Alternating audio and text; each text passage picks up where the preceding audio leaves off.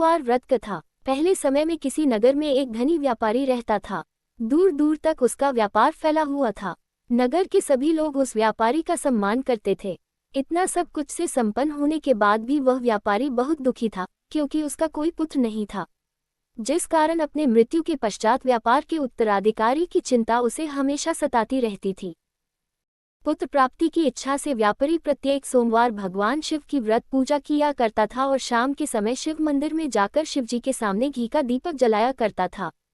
उसकी भक्ति देखकर मां पार्वती प्रसन्न हो गई और भगवान शिव से उस व्यापारी की मनोकामना पूर्ण करने का निवेदन किया। भगवान शिव बोले, इस संसार में सबको उसके कर्म के अनुसार फल की प्राप्ति होती है। जो प्राणी जैसा कर्म करते हैं उन्हें वैसा ही फल प्राप्त होता है। शिवजी द्वारा समझाने के बावजूद मां पार्वती नहीं मानी और उस व्यापारी की मनोकामना पूर्ति हेतु वे शिवजी से बार बार अनुरोध करती रही। अंततः माता के आग्रह को देखकर भगवान भोलेनाथ को उस व्यापारी को पुत्र प्राप्ति का वरदान देना पड़ा। वरदान देने के पश्चात भोलेनाथ मां पार्वती से बोले, आपके आग्रह पर मैंने पुत्र प्राप्ति का वरदान तो दे दिया, परंतु इसका ये पुत्र 16 वर्ष से अधिक समय तक जीवित नहीं रहेगा। उसी रात भगवान शिव उस व्यापारी के स्वप्न में आए और उसे पुत्र प्राप्ति का वरदान दिया और उसके पुत्र के 16 वर्ष तक जीवित रहने की भी बात बताई। भगवान के वरदान से व्यापारी को खुशी तो हुई, लेकिन पुत्र की अल्पायु की चिंता ने उस खुशी को नष्ट कर दिया। व्यापारी पहले की तरह सोमवार के दिन भगवान शिव का विधिवत व्रत करता रहा। कुछ महीनों के बाद उसके घर अति सुंदर बालक जन्म लिया। घर में खुशियां भर गई। बहुत धूमधाम से पुत्र जन्म का समारोह मनाया गया, परंतु व्यापारी को पुत्र जन्म की अधिक खुशी नहीं हुई, क्योंकि उसे पुत्र की अल्पायु के रहस्य का पता था। जब पुत्र 12 वर्ष का हुआ तो व्यापारी ने उसे उसके मामा के साथ पढ़ने के लिए वाराणसी भेज दिया। लड़का अपने मामा के साथ शिक्षा प्राप्ति हेतु चल दिया। रास्ते में जहां भी मामा भांजा विश्राम हेतु रुकते, वहीं यज्ञ करते और ब्राह्मणों को भोजन कराते। लंबी यात्रा के बाद मामा और भांजा एक नगर में पहुंचे। उस दिन नगर के राजा की कन्या का विवाह था, जिस कारण पूरे नगर को सजाया गया था।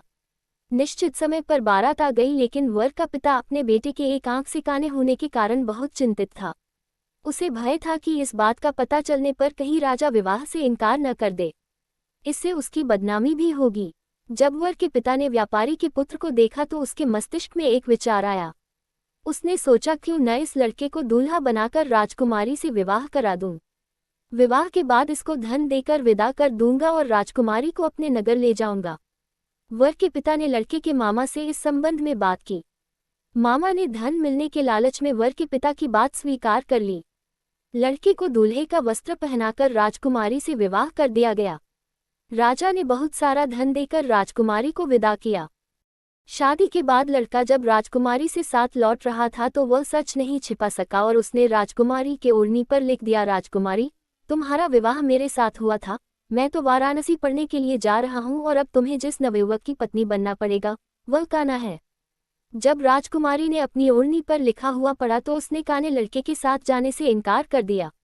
राजा सब बातें जानकर राजकुमारी को महल में रख लिया।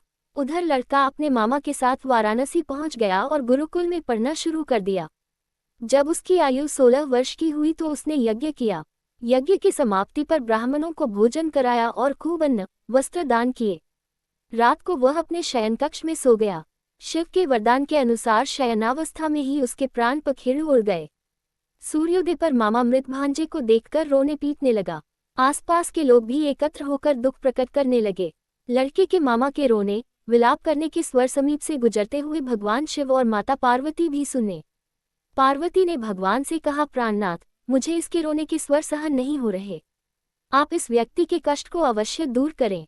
भगवान शिव ने पार्वती के साथ अदृश्य रूप में समीप जाकर देखा तो भोलेनाथ पार्वती से बोले, ये तो उसी व्यापारी का पुत्र है जिसे मैंने 16 वर्ष की आयु का वरदान दिया था।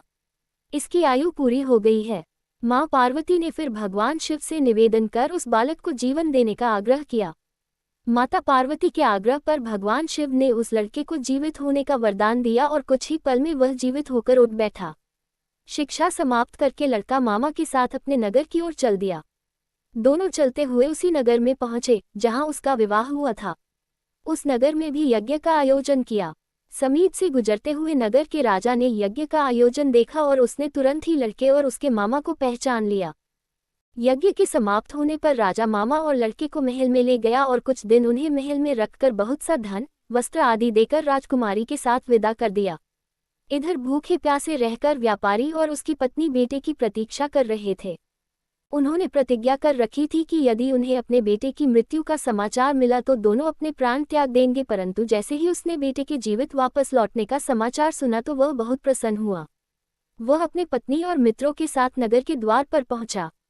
अपने बेटे के विवाह का समाचार सुनकर पुत्रवधू राजकुमारी को देखकर उसकी खुशी का ठिकाना न रहा।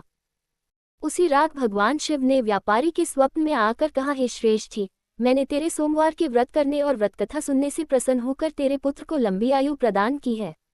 पुत्र की लंबी आयु जानकर व्यापारी बहुत प्रसन्न हुआ। सोमवार का व्रत करने से व्यापारी के घर में खुशियां लौट आईं। शास्त्रों में लिखा है कि जो स्त्री पुरुष सोमवार का विधिवत व्रत करते और व्रत कथा सुनते हैं उनकी सभी इच्छाएं पूरी होती हैं।